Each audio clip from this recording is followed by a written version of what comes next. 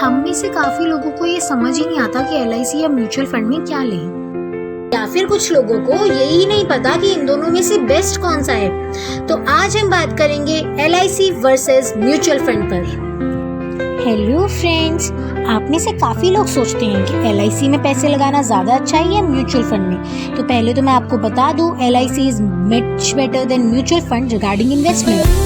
Mutual fund में ग्राहक risk उठाता है और कंपनी मजे करती है, जबकि एलआईसी में ग्राहक के मजे ही मजे और कंपनी रिस्क उठाती है।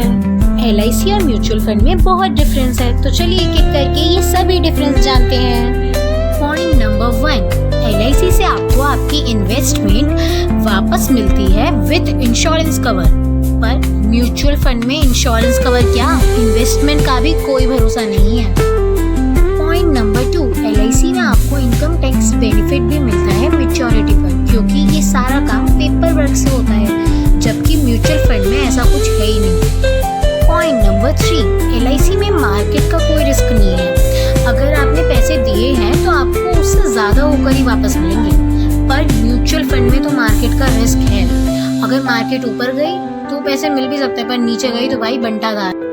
पॉइंट नंबर 4, एलआईसी गारंटेड है, क्योंकि ये इंश्योरेंस कंपनी गवर्नमेंट की ओनरशिप में चलती है, जो मांगा वो मिलेगा। पर म्यूचुअल फंड में फिर वही कोई गारंटी नहीं है मेरे भाई।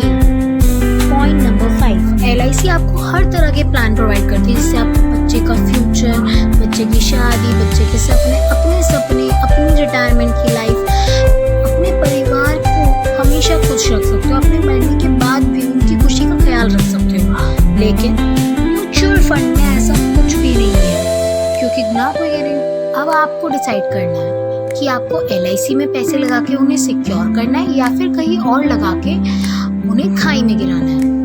Your choice. For more information, don't forget to like and subscribe. And if you also want to be financially secure, then drop a comment. और याद रखिए, आज की दुनिया में एलआईसी ही आपके परिवार की खुशी बचा सकता है। Till then, bye bye, Tata. Stay safe, stay with